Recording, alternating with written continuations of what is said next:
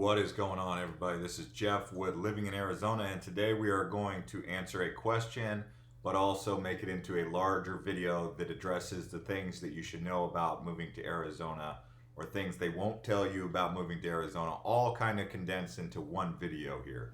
And so this is kind of a hybrid video thanks to Anna Watts. She says, thank you for this. She's referring to my video about Phoenix versus Tucson living in Arizona. So if you want to watch that video, there it is. But I am hoping to move this summer, but I am coming to visit next month to scope things out. I have never moved far away from home and am terrified and excited. You should do a video about moving somewhere totally new since you seem to have a lot of experience. Wish I could pick your brain. And so thanks, Anna, for the question, and let's go ahead and dive into this and talk about it. So yeah, I have lived in a couple different places, San Diego, Kona, Maui. I've traveled all around the world solo. I literally went all around the world, literally completely solo. So if there's any time that you're gonna feel, most vulnerable is when you're completely alone, because it can get lonely and all this and that. But I've gone to Spain, Dubai, the Middle East, Singapore, Thailand, China, Bali, Indonesia, and so many more places, Switzerland, London, all those places, all by myself. And so I think I do have some insight that I could provide to people who've never done solo moving or solo travel. And so the big thing I think that would have to be done is that it's not that big of a deal. I mean, when you venture out by yourself like that, you actually get more confidence in yourself. Whereas when you're so dependent on other people being around you, you don't ever get that full maturity of like just eating alone by yourself. I remember when I was younger, I used to be like, man, I can't be eating all by myself. Like, I got to have a friend with me. I can't go travel somewhere without a friend. I've got to have someone with me. Well, when I got into my 30s, I was like, okay, let's try it solo. And now it's relaxing. It's easy going. The benefit of that is, I don't have to answer to anyone. It's on my terms. And if I want to pack up and leave, I don't have to say, hey, you want to pack up and leave. I still like hanging out with people and, doing a consensus or a democracy kind of system. But if I'm solo, I mean, I'm literally just the only person that's got to approve of it, right? I mean, as long as it's within the confines of the law, right? So let's go ahead and talk about things to know about moving to Arizona for newbies, things that they just won't tell you or that you might need to know. Yeah, cactuses everywhere, okay? We've talked about this before. There's going to be a lot of cactus. There's saguaro cactus, cholla cactus. Don't touch chollas, please. I don't even recommend that you touch prickly pears, because prickly pears have these little burrs on them. So they have thorns, and then they have these little burrs. And those little burrs can get in you sometimes like 25 of them just get in you, and you got to pick each one of them. They're little burrs. Those are a pain in the butt. So get used to cactus, especially if you're in the desert area. And that's just something that you're going to have to understand.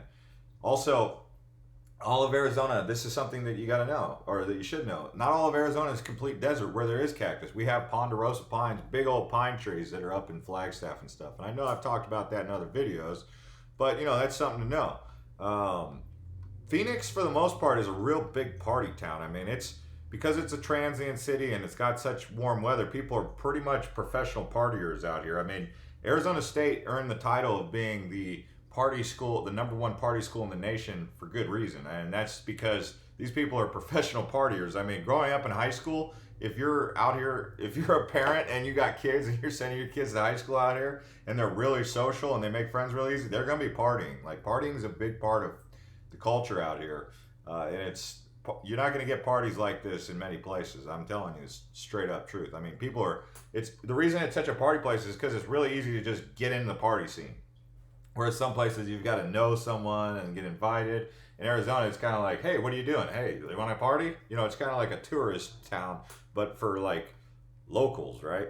So also you have to bear in mind, Arizona is kind of far away from the beach. So in the moments when there's going to be 110 degrees and you're like, man, can I just get water around me? Sometimes people want to just have a pool. So if you're looking for houses, maybe consider finding a house with a pool. Right now, you don't need a pool. It's 65 degrees out. It's winter time. I'm not thinking about the pool, right? I'm thinking about, like, at night when it's 42, how to stay warm. But the second it starts getting like suffocating hot, Yeah, I mean, it's going to get pretty hot, okay? And you're going to want a pool around you. Another list of things just to keep in mind that they don't really talk about is 1/4 of the state is Native American reservation. So that's something interesting, right? I mean, that means that it's a big state, but 1/4 of it is Native American reservation. When you're on the reservation, the same laws that apply to you in, say, Phoenix won't apply to you when you're in on the reservation. So there's like a different code of conduct out there. Just be aware of that, okay? That's why you have casinos on, they're called Indian gaming casinos, because they're on the Indian reservation, even though they're in the city, or they look like they're in the city, they're actually on the reservation. So when you go onto these Native American reservations, make sure you realize that the same laws don't apply, okay? They pull you over, you know, it's kind of, you're on their terms. Also, a lot of things that people don't know is Arizona is actually developing a wine country up in Cottonwood, Mesa, or Camp Verde, Cottonwood, Cornville. That whole area, Sedona, just outside of Sedona, is becoming known as a pretty decent wine country. So people don't know that Arizona's got a wine country because it didn't used to, right? And they think of Sonoma or they think of Napa Valley, but now you can start thinking about that area up there around Sedona, Camp Verde, Cottonwood. It's wine country. Pretty nice, huh? Grapes grow great up there. I know I've mentioned this in a couple other videos, but yeah, kiss daylight savings time goodbye. We do not have daylight savings time. We're one of the few places where you don't have to set the clocks forward or set the clocks backwards any time of the year. So that's pretty good, right? People like to mention these Sonoran hot dogs. I haven't exactly had a Sonoran hot dog, but I'm mentioning this because people think this is great. They're like, Chicago, you ain't got nothing on a Sonoran hot dog. And it's basically a bacon wrapped hot dog served on a crispy bun, topped with pinto beans and chopped onions, tomatoes, and jalapenos. So that's got some layer of mustard, mayo, yourself. It's basically a hot dog wrapped in bacon with some pinto beans and, you know, some other sauce. So Chicago dogs, apparently people want to say that. Also, if you're into baseball, you might not know this, but we do get spring training out here. Spring training is where for a month, half of the Major League Baseball teams come to Phoenix and they do exhibition practice games. Many of you probably already know about the spring training, but that's mostly in Tucson and Phoenix. And so you have these municipal ballparks where like the Cubs play in Mesa. Dodgers don't play here, but the Angels do, or they used to. The Brewers used to play out here. I don't know the whole list of the teams, and I can make a video talking about who the most up-to-date version of who plays in Phoenix and Tucson for spring baseball if you guys want. So it's spring training. I mean, they call it Cactus League. Florida has the other spring training facility called the Grapefruit League. So that basically starts the last week of February, and because we have pretty nice weather here and in Florida during that time of the month, that's why they choose to play it here. Obviously, you guys already know that the Grand Canyon is a natural wonder that a lot of people have found to be amazing, but we have more than just the Grand Canyon. We have the Petrified Forest. We also have the largest crater where a meteorite hit. It's called Meteor Crater. That's up in northern Arizona also. Up in northern Arizona, you have Meteor Crater, Petrified Forest, which is a bunch of petrified trees, fossilized trees that it's an ancient forest that's been, you know, turned into fossils. So that's pretty cool. Also there they have Canyon de Chelly, and they have Four Corners, Navajo Nation. Four Corners is where 4 states, Utah, Colorado, and New Mexico and Arizona, all come together and they form a cross or a T, and that's called Four Corners. So that's pretty cool. You can be at 4 states at one time if you just put your all fours out there, right? And yeah, I mean, we'll keep on going here. Arizona keeps the Old West, the Wild West going. I mean, if you want to know what a real cowboy is, you can get some real cowboys out in the outskirts, you know, where they're out there ranching.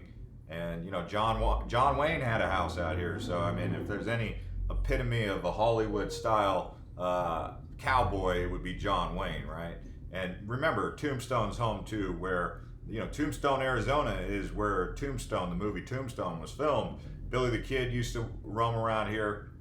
So this whole Southwest is real cowboy territory. Cowboys are basically more than just cowboy hats and belt buckles. You know, it's a tough terrain, and these people who used to come out here in the the early days, they used to tread this rough terrain back before it was even developed. I mean, you're talking hot weather, rough terrain, because not a lot of, you have to be next to the water. If you're a cowboy, you could go a long ways on a horseback without seeing any water if you're not careful. You also had, you know, the Apache Indians that were looking to scalp you if you weren't careful, really. So cowboys, I mean, the whole culture behind the cowboys, you know, and it was the Wild West, meaning it was a developing land, and it wasn't one of the priorities of Washington back in the day. So this cowboy culture, it still lives on today, but it's pretty much just horseback riding and cattle herding. But there's a lot more that goes into it, and saloons, and you know, just being a rough and tumble dude out on 40 acres out in whatever desert climate you're at, right? So it's the Wild West, the gunfight at OK Corral, for those of you who remember that. Now, people also are curious about this Haboobs thing. So Haboobs are these dust storms that move across the Southwest Valley or Southeast Valley, and they're like sheets of dust. They're kind of ominous, like a tornado, but we get them every once in a while. So you just got to be on.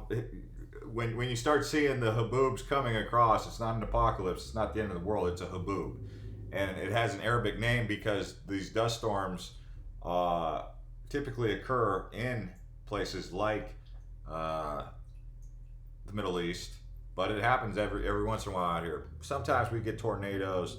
We don't get. I've never personally had an earthquake here, but I've heard that Arizona's had some earthquakes recently, but nothing like you would see in Los Angeles. But you know, just keep in mind about that. We don't have any volcanoes. We do get wildfires. Wildfires can be pretty disastrous in Arizona, especially up in the mountains. We've had some pretty big fires. Nothing quite as bad as California's recently seen, but when a big wildfire breaks out, it can be pretty intense.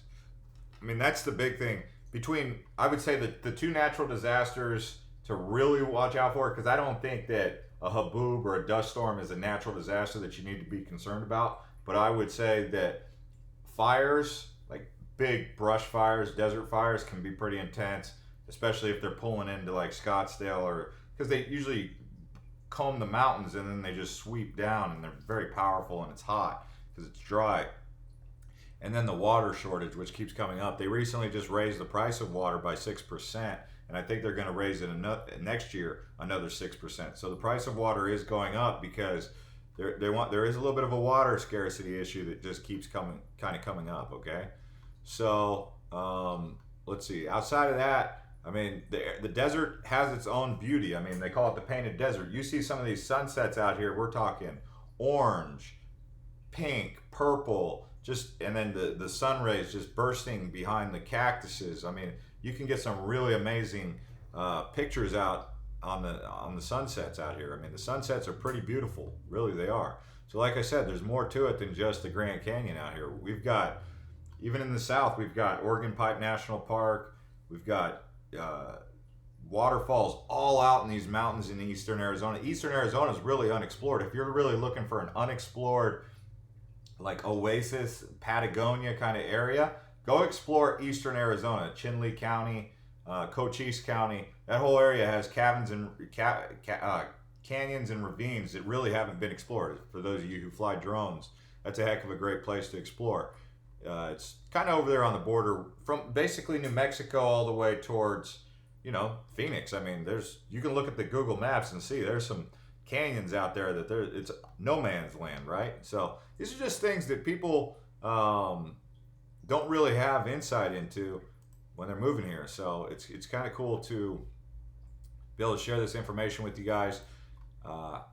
That's it. But I mean, try to stick with the native plants if you're growing a garden. But if you're like me and you're trying to grow tropical plants, we'll see. I'll let you know how that goes. I can show you guys my yard as it comes along. But anyways, we'll see you guys next time. And thanks to everyone who's been liking these videos and subscribing to Living in Arizona. And like I was telling the person who requested this video, Anna Watts, I was telling her I actually have another channel called Island Hopper TV for those of you who want to check in on Island Hopper TV. That's my travel channel. So we'll see you guys around.